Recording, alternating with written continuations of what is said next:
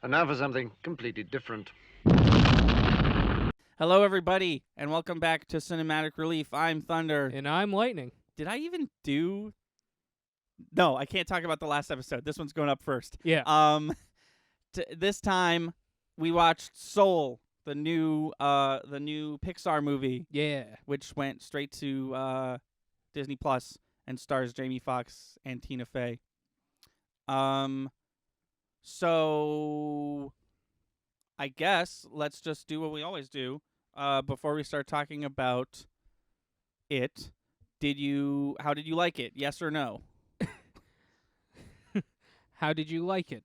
Yes. No, it was good. I really liked it. I have a few things I wish I found the article that I found interesting, which didn't diminish how much I liked this movie, but it made me think. Okay. Something we'll get into. Well, you know what? Maybe we'll get into it now. I liked it. Okay. Most importantly, I liked it. Thought it was cute. Not as heart-wrenching as some other Disney movies. No, I was actually gonna bring that up too. I mean, Pixar movies. I'll be the first to admit when I've cried, and I did not this time. Yeah. It was still moving, but Yeah. it was not as yeah, like you said, it was not the tear jerker that like Up or Right. Ratatouille was. No, but a beautiful movie. I liked it a lot. Somebody brought something up I thought was interesting. I wish I still had the article because I'm going to say all these movies, but I don't actually have the list in front of me. Okay. But it's, I can only assume an African-American person writing this. But they were like, I was so excited for the new Disney movie or Pixar movie.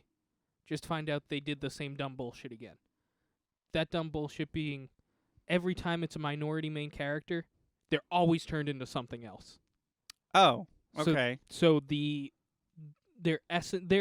identity as a black person and all the strings attached to that type of, heritage, nationality is taken away.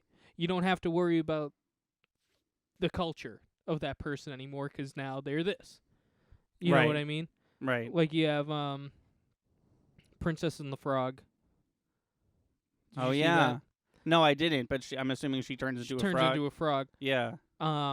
This one, you have. And I don't think this was Pixar, but there was like a spy movie, an animated spy movie, where the spy Oh, the one turns with into Tom a Holland pigeon. where he turns into a bird. Yeah. Yeah. Yeah. That one was called, I think it was just called Undercover Spy. It could have been. It was Will Smith and Tom Holland. Yeah. I know that much.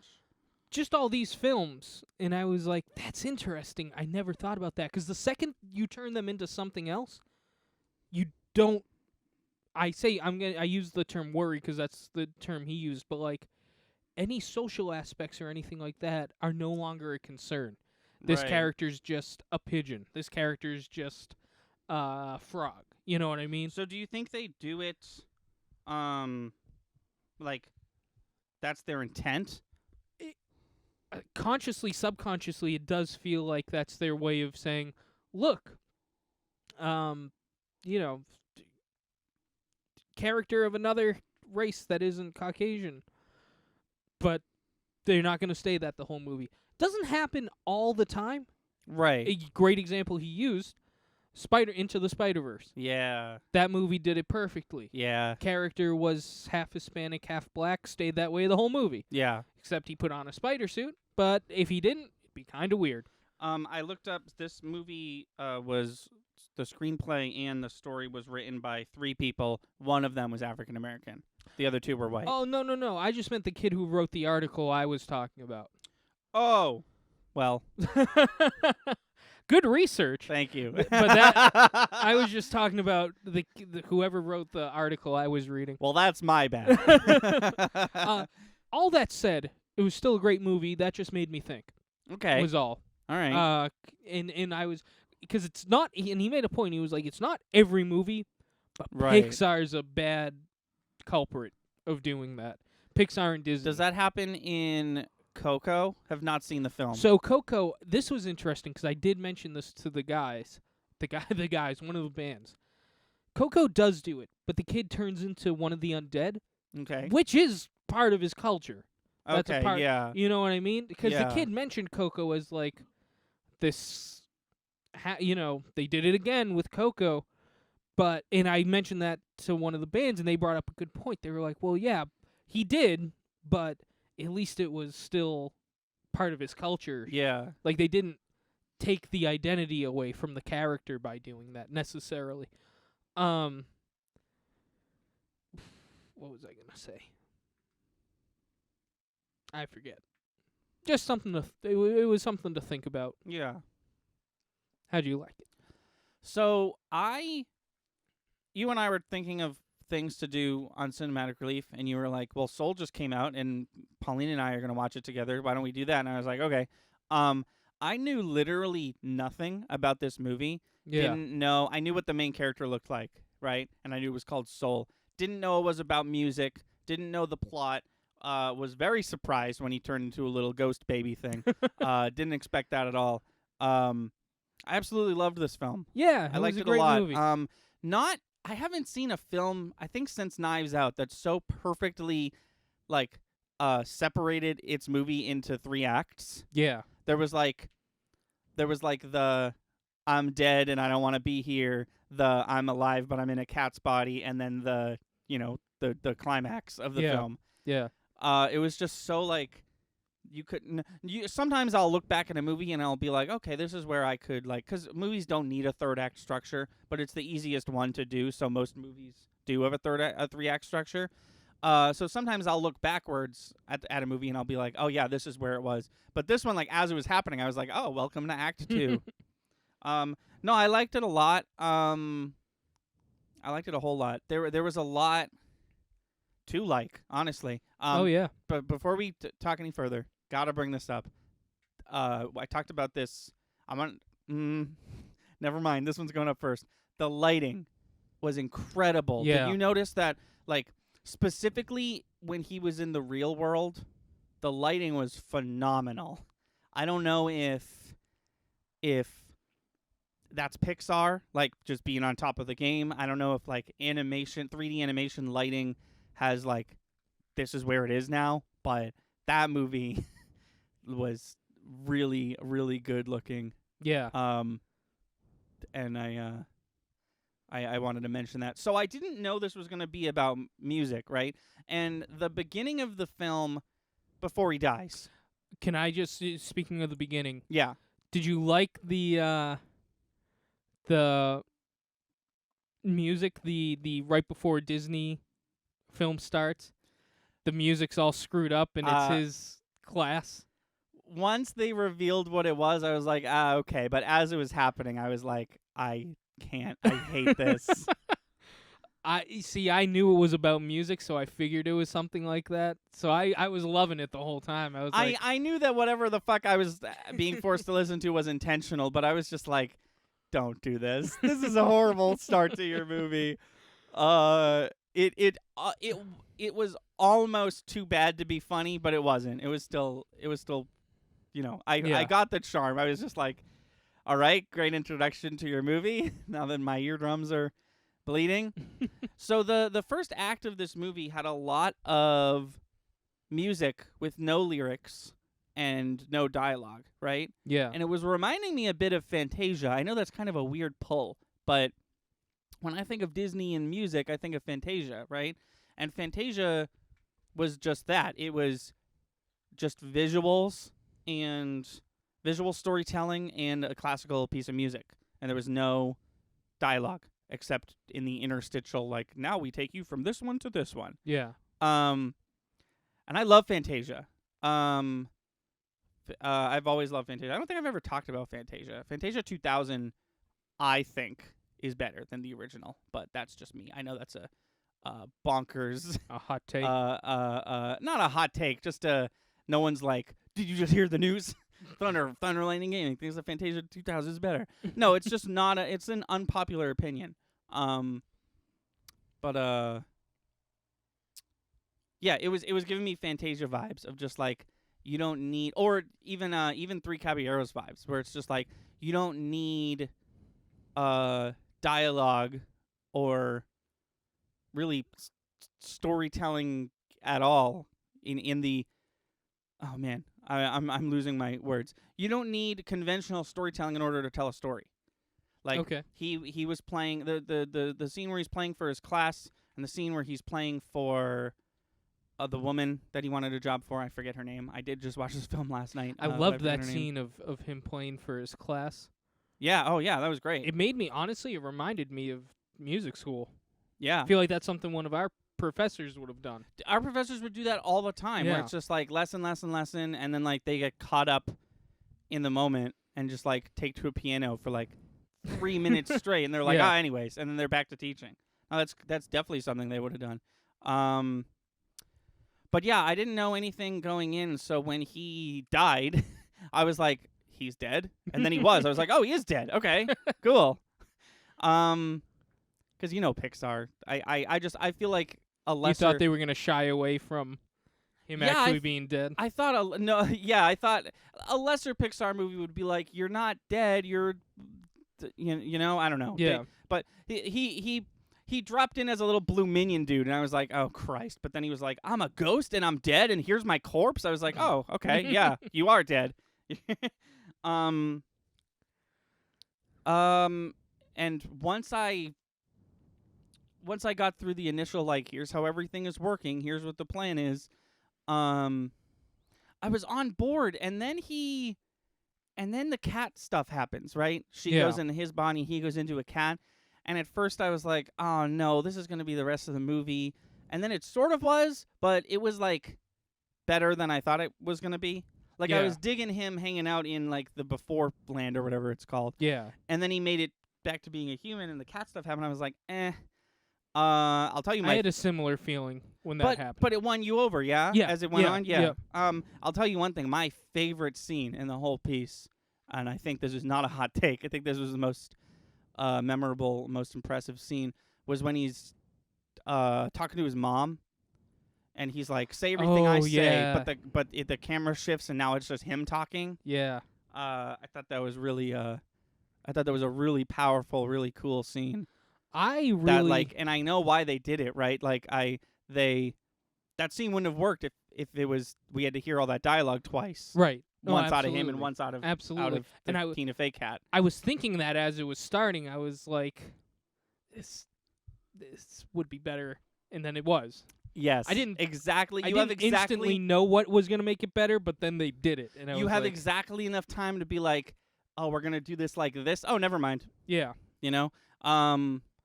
Yeah, I thought that was a really well done thing that they did. I really like in a lot of times when there's body switching, they don't do this properly, but they're talking to each other using their correct voices in the wrong body. Right. And then you get this, usually films or TV shows don't do this, but you get an outside perspective where he's making the noises of a cat and she sounds like him. Right. She doesn't sound like her, she sounds like him, Right. because otherwise it wouldn't make sense. Right. They do that a couple of times, and I was like, good for them for making the distinction. Another movie that came out very recently sort of runs into that problem, the new Wonder Woman movie. How Chris Pine is in another dude's body the whole time, but Oh, the yeah, movie yeah, yeah. with its visual storytelling kind of forces you to forget that he doesn't look like Chris Pine Right. actually, so he's just seeing him like that. Right. Take it over to Soul, and I agree with you. I think they did an exceptional job building the weird world, like temporary world that these two characters are living in. There was not that this is important. This is just something that you and I have talked about before. As far as I can tell, there was no Easter eggs to other Pixar films. Well, so sometimes I guess there's always an Easter egg for the next Pixar movie, Right, which is something yeah. you and I wouldn't know because we don't know what the next Pixar movie is going to Well, be. I have a list of the next three. Oh, well, then maybe we could figure it out. If we have a couple moments later where we're winding down, I do want to talk about those because one of them sounds really fucking cool, Awesome. and I don't think you've heard about it yet because I didn't hear about it. But Well, I just said we don't know what the next ones are, so odds are I don't. the next one's called Luca. It's a coming-of-age story based in Italy. Oh, that's cool. Yeah. And that's all we know about it. Right. Sorry, we got off track. You were saying there's always an Easter egg for the next one, but But yeah, you're right. There's usually a Toy Story Easter egg somewhere or something like I'm that. sure the ball made an appearance somewhere. I just didn't notice it. Yeah, the ball always shows The up. ball always shows up, and an Easter egg for the next one always shows up, and then we don't find out about it until a year after the next movie comes Right. out. Which is nuts. Yeah. No, it's that Is- is how I feel like leaving Easter eggs in your thing, and by thing I mean TV show or movie, has become sort of a muddied art. Not a lost art. People still do it, but I feel like there's doing it good and there's doing it bad. There's Hmm. doing it the right way and there's doing it the wrong way, and Pixar has always been the kings and queens of doing it the right way. Yeah. Which is cool. So how did you like Tina Fey in this role? I was the only thing because it said so on Disney Plus. Like I said, I didn't know anything about this going in. I didn't see a trailer. I didn't even know it was about music. But I did see the cast list, and I saw Tina Fey, and I'm not gonna lie, my first thought was like, I hope she doesn't have a huge role, but she did, and I found myself really enjoying her. Oh, see, I never mind Tina Fey. You don't like Tina Fey? It's not that I don't like Tina Fey. I just, when Tina Fey is voicing a character, you kind of know what you're getting yourself into. And I was like, am I in the mood for that? But I think she did a good job in this Yeah. one. But no, sorry, that was a weird way of putting it. She always does a good job, but sometimes I'm Tina Fey'd out, Okay. and I didn't get that in this film. I didn't feel like she overstayed her welcome. I didn't feel like she stole the spotlight away from the actual main character, Right. which is important. No, it was a nice dynamic they had between them. I agree. It makes me think, it makes me wonder if they were ever in the booth at all, because the voiceover for this movie was probably done like a year before COVID. right. So I wonder if they were in the booth together at all, because they both seem pretty busy, so probably not. It's interesting. Yeah. But no, it sucks because we shit on a movie for like 40 minutes straight. We don't run out of things to talk about, but I feel like whenever a really good movie we watch, we're like done talking about it pretty quickly because it was so good. But no, I liked it a lot. There's oh, also something I wanted to bring up, if you don't mind. There was no antagonist. I think the antagonist implied his death I guess, but like, or early death. see, here's the thing. A story doesn't need an antagonist to Right. survive, but it is odd to see a Pixar movie without an antagonist. Right. I feel like Disney Pixar have like almost been redefined by their villains, their cast of villains, you know? And what was the most recent Pixar movie that came out before this one? Onward. Onward didn't really have a villain either, did it? Onward. I guess the dad? I guess like Well, the authority. dragon at the end. Oh, you're right. There is the dragon. The dragon at the end, and I guess like authority, like they're running from the cops basically the whole time. well, I think lack of imagination. Yeah, the In fear so of many words. the fear of growing up Yeah. and losing your childlike Damn. wonder. That Good 2 movies yeah, in a row. dude. Say what you will about Incredibles 2, because I haven't seen it, but I've heard mixed things about it. But I didn't mind it. literally 2017 to now, Coco, Incredibles 2, Toy Story 4, Onward, Soul. It's a pretty good lineup. Yeah. For I haven't seen Pixar. Coco yet. I definitely want to see Coco. I haven't seen Coco either. We should watch it for this podcast because I've also been meaning to dip in on Coco. We can do that. And if we both haven't, well, fucking why not, right? Sure. Pauline's going to be down to watch that with me. I have a feeling I'm gonna really like Coco from what I've seen of it. There's an Incredibles Easter egg in that one. Oh, cool. What was I talking about? Oh, yeah, this movie. What I was trying to say is like, Disney and Pixar. There's usually a villain. There's usually an antagonist. This one didn't really have one, and it worked out fine. I think it was really Terry. good. Terry? Terry could be considered the antagonist. Oh, the counting one. Yeah. By the way, his voice, I can listen to him all day. Oh Oh, yeah. I loved his voice. Oh, my God. I don't know why. I was just sitting. I loved every second he was on screen because I was Good. like, I just wanted to listen to him. That's good. Also, weirdly enough, and this is not a complaint, this is just an observation. It was a movie based around music, Mm-hmm. but there was no singing. It wasn't a musical. Well, it's jazz, baby.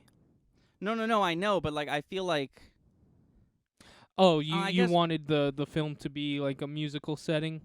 I didn't want the film to be It's what you musical. I expected? expected it to be Yeah. musical. But now that I'm looking at Pixar doesn't really do musicals. That's more Disney, Yeah. like straight up Disney. More So I guess that Disney, makes sense. And I think it's also appreciating and respecting the genre of music they chose for the film. Right. Not saying yeah. there is no singing in jazz, but more often than not, it's improvisation. No, I think it would be weird if we turned this one into a weird Disney style Broadway musical like Yeah. Aladdin or something like that. Yeah. No, I think it were I guess what I'm saying is that everything I noticed about this film where I'm like, "Oh, there's no villain. Oh, it's not a musical. Oh, he's dead." I Wha- think it really worked Oh, for yeah. this film. I think it made for a pretty good film.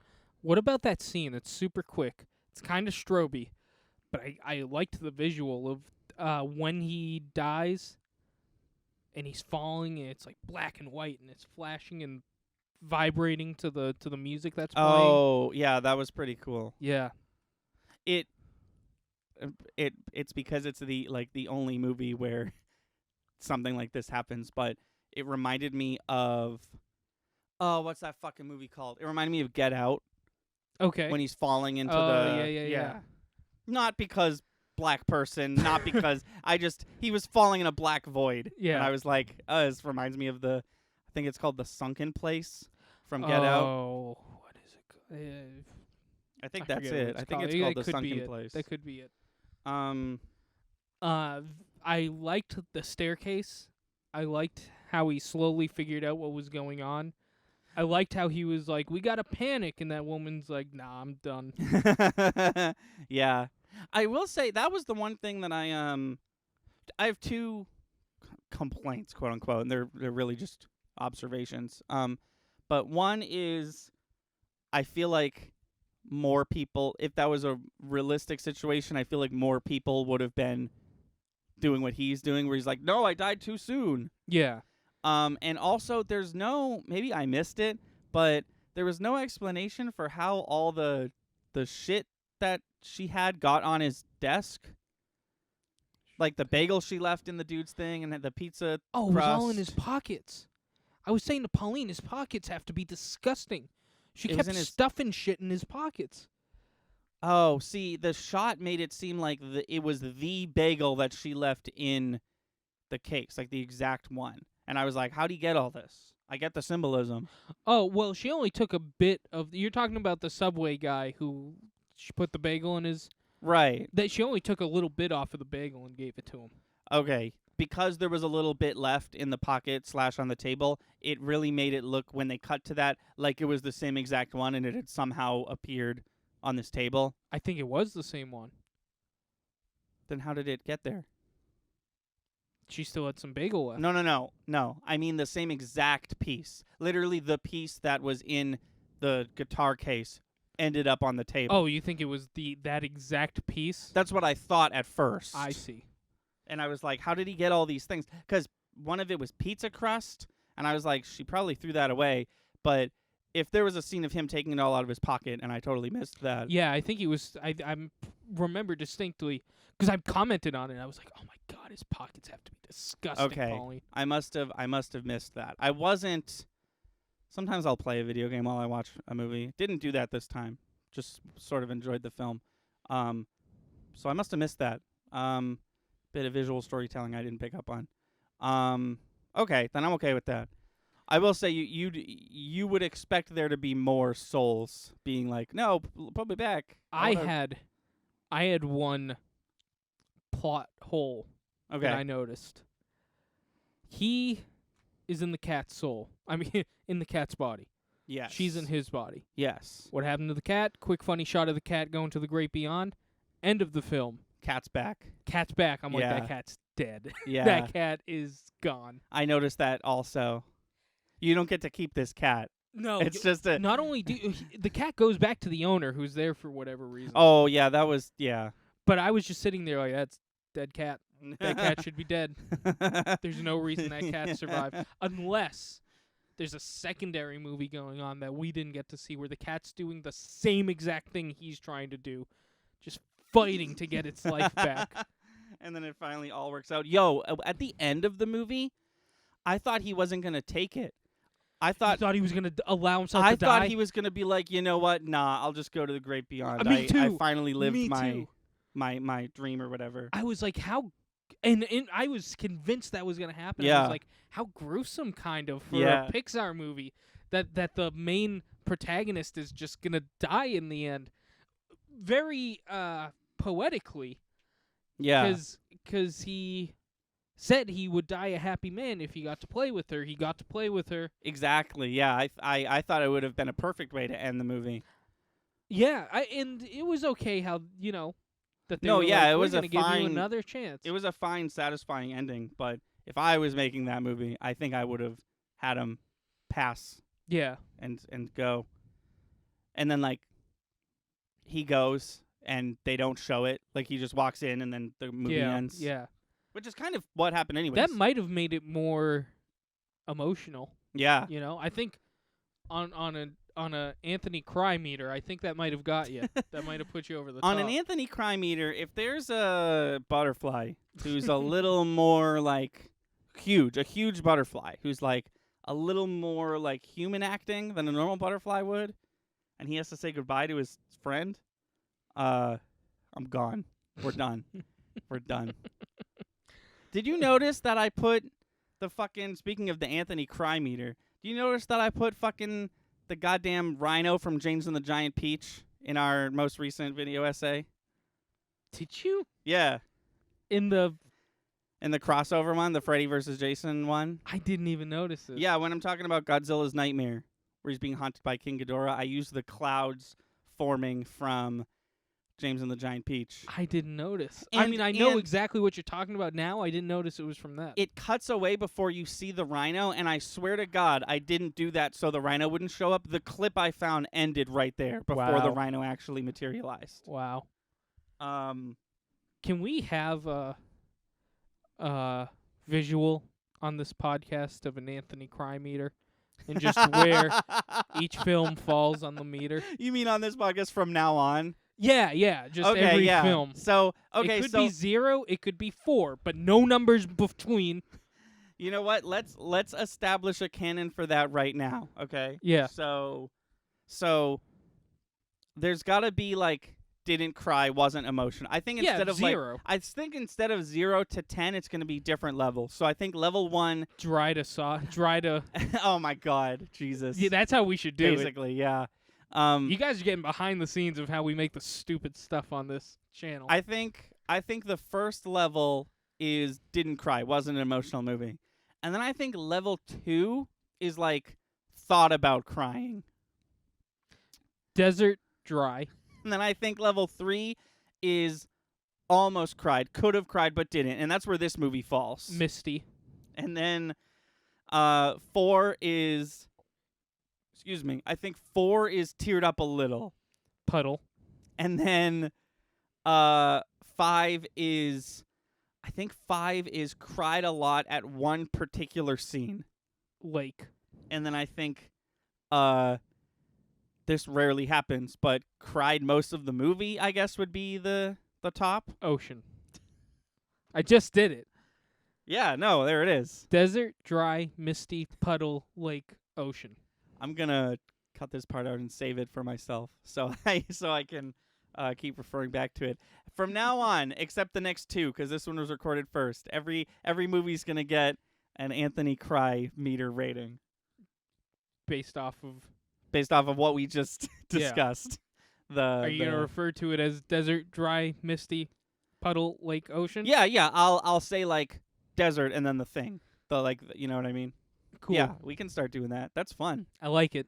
So I want to briefly go over the next 3 Pixar films that recently got announced. I didn't hear about them. So one of them is called Luca, and Oh, wait a minute. Luca. yes, I'm being real for a second. That's Oh. where my family's from. Oh, yeah, you're right. You're right. That's crazy. Yeah, it's an Italy set coming of age story called Luca, Oh, I Um, think I might get a crime meter on this one. set in a beautiful seaside town in the Italian Riviera. I don't actually care. But this is the guy Spelt with 2 C's or 1? one. Okay. This is going to be from the guy who, or the person, I don't know if they're a guy or not, who made Ratatouille and Up. Then we have a movie called Turning Red, which, Did I miss one? We have Luca and Turning Red. yeah. Okay. We've got Turning Red, which is a fresh and unique take on the coming-of-age tale. Follows Mei Lee, a confident yet dorky 13-year-old girl torn between staying with her mother's dutiful daughter, staying her mother's dutiful daughter, and the chaos of adolescence that has plagued us all. The picture is a little ginger girl with like a big cat thing, Yeah. kind of giving me Totoro vibes. The last one is called Lightyear.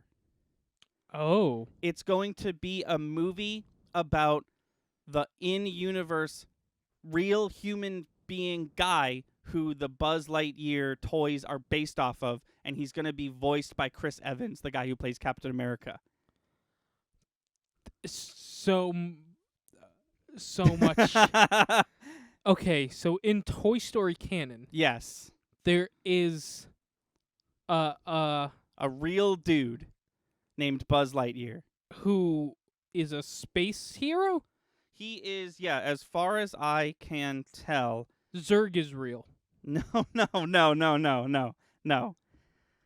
Epic sci-fi adventure, which will give us a backstory of the human movie character who inspired the Space Ranger toy from Toy Story, Buzz Lightyear. I think this will either be super cool. The film will see Chris Evans voicing the human movie star. Okay, so my bad. So it's a Buzz Lightyear is a fake person Yeah. from a movie, a real live action movie in the Toy Story canon. The toy Buzz Lightyear was based off this movie. Yeah. But this is going to be a movie about the actor portraying Buzz Lightyear in the Buzz Lightyear film, Okay. played by Chris Evans, and the real movie, the one we're going to watch in real life, is called Lightyear. Pixar might be getting a little too meta. Well, I think, honestly, it probably has something to do with the fact that Tim Allen sort of a big shithead now. So if they were ever going to take their character and save it and salvage it, this is the way to do it. I think they're Yeah. going to rewrite. Or just leave it alone. Just end it. Yeah, but I feel like it seems like somebody had an idea, right? And they were like, we could do it, you know?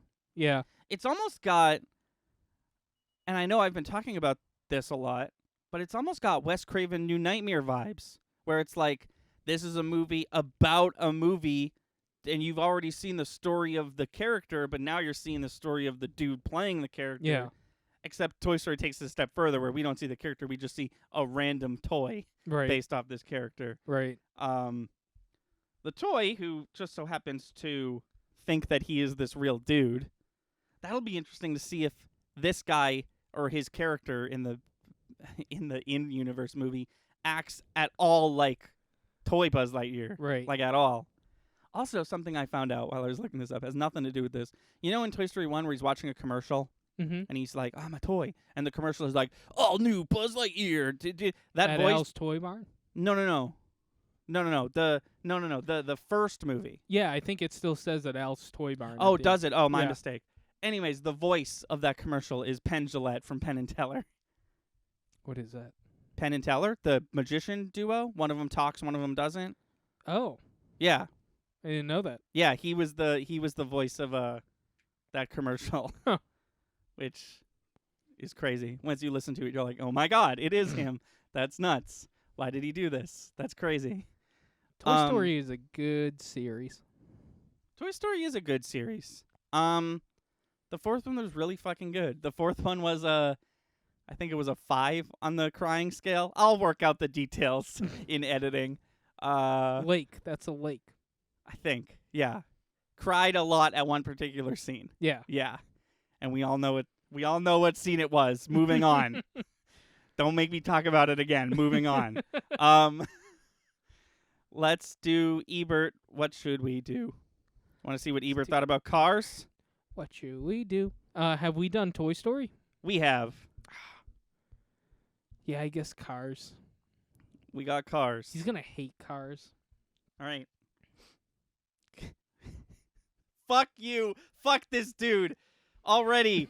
Fuck you already. The title of this review is NASCAR plus Pixar equals Pix Cars.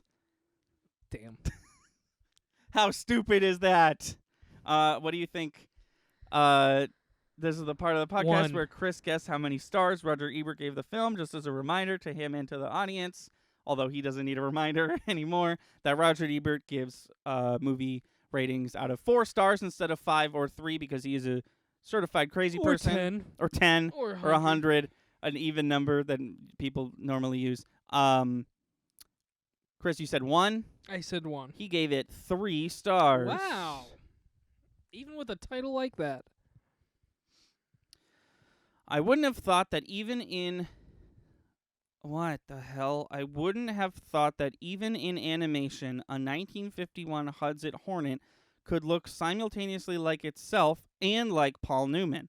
But you will witness that feat in others in Cars. This is the new animated feature by John Lasseter, the person who brought you Toy Story and Bug's Life. It tells a bright and cheery story and then has a little something profound lurking around the edges. In this case, it's a sense of lust. What have we lost? It's a hero, a racing car named Lightning McQueen. This is the part where he talks about the plot. He's going over the plot. The message in Cars is simplicity itself. Life was better in the old days when it revolved around small towns where everybody knew each other and around small highways like Route 66 where you made new friends, sometimes even between Flagstaff and Winona. That is lyrics to the song Route 66. Life is a highway. I'm going to write it all night long. No. No, I know. That I is- was oh, just okay. throwing my own in there. I was like, that's not the No, same I know. song. I was throwing my own. Yeah, no, you got it. This If older... he can do it, I can do it. No, of course. Yeah, I mean, it's our podcast. He's just hijacking it. This older America has long been much beloved by Hollywood, and apparently it survives in Radiator Springs as sort of a time capsule. What the fuck is he talking about now? It's always a good sign. Is this the movie? Is he talking about the movie Cars? Doc Hudson, it turns out, was a famous race car Yeah, he in is. his day. Oh, okay. That's more of the... What the fuck? What the fuck? Okay, Doc Hudson, it turns out, was a famous race car in his day. That leads up to a race in which the vet and the kid face off, although how the race ends, I would not dream of revealing. What I will reveal, with regret, is that the movie lacks a single Studebaker. The 1950s Studebakers are much beloved by all period movies because they so clearly signal their period, from the classical Ray Lowry resigned models to the Golden Hawk, which left Corvettes and T-Birds eating its dust. Maybe there's no Hawk in Radiator Springs because then Doc Hudson would lose his bragging rights. So he just sort of had a tangent about the sort of cars that Roger Ebert would love to drive. Yeah, that sounds like something he would do. The movie is great to look at and a lot of fun, but somehow lacks the extra push of the other Pixar films. Maybe that's because there's less at stake here and no child surrogate to identify with. I wonder if the movie's primary audience, which skews young, will much care about the 1950s and its cars. Maybe they will. Of all decades, the 1950s seems to have the most staying power, like Archie and Jughead. The decade stays forever young, perhaps because that's when modern teenagers were invented. Perhaps that's because that was the time I grew up in, is what he's saying. That was it. That was the end of it. I mean, I in regular fashion skipped about 5 paragraphs of him just explaining plot. I was the targeted audience age when Cars came Me out. too. I loved the 50s aspect of Cars. Yeah, June That wasn't lost on me as a kid. 2006. I was 12, I think. Yeah, I was 12. Yeah, that wasn't lost on me as a kid. I loved that stuff. No, I liked that movie. I thought Yeah. it was. Well, I just mean the old timey America feel, the 1950s feel. I liked Dude, it. the song. There's a song in that movie. Life is a highway. I'm gonna ride it all night long. No, it's called Shaboom. Oh, It was when that Yeah. played in Cars. Even as a 12, That's from Clue. That's what. Yes, thank you. Sorry. Even as a 12-year-old kid, when I was watching that movie, I heard that song. I was like, "Oh, I love this song" because it was in Clue. Yeah. Because I really liked Clue. Come to find out, in my adulthood, that the version in Clue is different from the version in Cars. Okay. The version in Cars is the original version, and Oh, the shit. version in Clue is like the white person version, Oh. where like the Shaboom. Forgive me, I forget both band names, but the original band who did Shaboom was all black people, and they did their song, and then a group of white nobodies comes along, and they're like, "We could do a cover of that song." Did they like straighten it out? I'm sitting here pretending like I have a tie on. Basically, they didn't change the lyrics, but I don't they remember the definitely, like, Cars version. Is the Yeah, thing. no, I could play both. Like- If I'm gonna play both of them for you after this podcast is over, and you're gonna be like, "Oh, the Cars version is way better." Oh, I'm sure. But like I can picture the Clue one. It's very Yeah. it's very Yeah, no, I grew Suit up and on tie. I grew up on the Clue version because even back then, Clue was my favorite movie. I saw it when I was perhaps too young to see it, but I'm glad I did because it's followed my love for that movie has followed me into the modern era. But I grew up with that version of the song, and when the Cars version happened, I was like, "Oh, it's like a weird cover." Yeah. But it wasn't. It's the original, and yeah. Remember when we had the opportunity to meet Tim Curry but not really? That was the weirdest. Weirdest There's Comic-Con thing. there's a lot of weird con stuff that happened to you and me specifically. Some stuff we probably wouldn't even want to get into, Mm. but one of the weirder ones is that Tim Curry shit. Essentially, what Chris is talking about is Tim Curry was there, but he had just suffered a stroke, right? Like I don't a think week he or had two. just. I think he's still recovering from one a few years Got ago. it. So he was there. He was there. They say he was probably there. But the way it works is you wait in line. You give Tim Curry's manager your thing. He takes your thing behind a curtain. He signs it, and then you walk away, and he mails your thing to you. Which makes me feel like he's not even there. Right, which makes it seem like he's not there. Why can't he sign it and give it back to me? There was also that weird, I'm hesitant to bring up this person for context, but there was that weird John Travolta thing Oh my where god. this is attention people who do signings at cons, don't do it like this. If the person says they want to do it like this, tell them that they can't come to your con. He had a lottery. You pay money to sign up for a lottery, and For the potential opportunity. yes, yeah, and only if you're picked do you get to meet John Travolta. And it was like there was like an hour or two period where it's like, here's where the winners are going to meet John Travolta. It was so like weird. Like John Travolta clearly had like his own thing. Yeah, it's going on. It's as if there was a mini Travolta con happening at Comic-Con. Yeah, that was weird. Also, you get to meet John Travolta, and I guarantee, like, one person goes in one at a time. It's at a room the size of Comic-Con, but it's empty, and there's just him staring out a window, and he's like, "So, what do you know about Scientology?" And then- You said it this time, not me. I'm not cutting it out.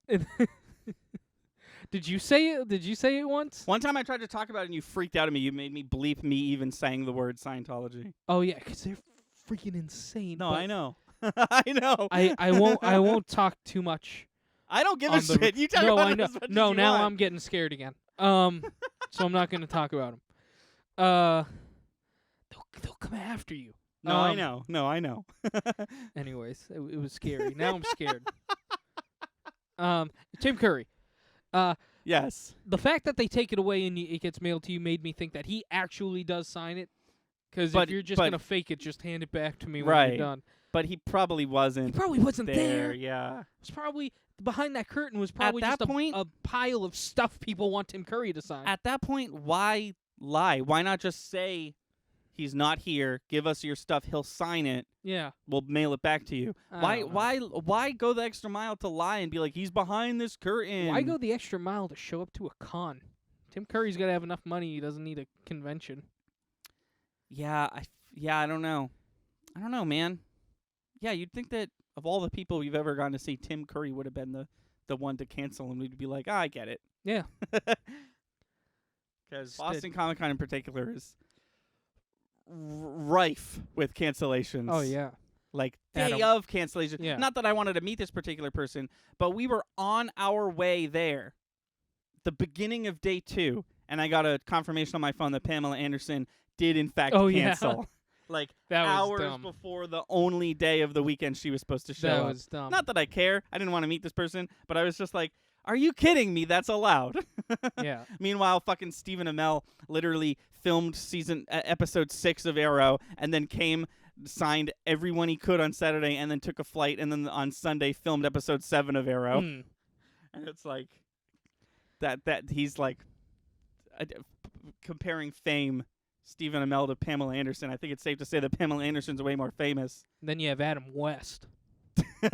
Arguably the most unprofessional one could be. I know.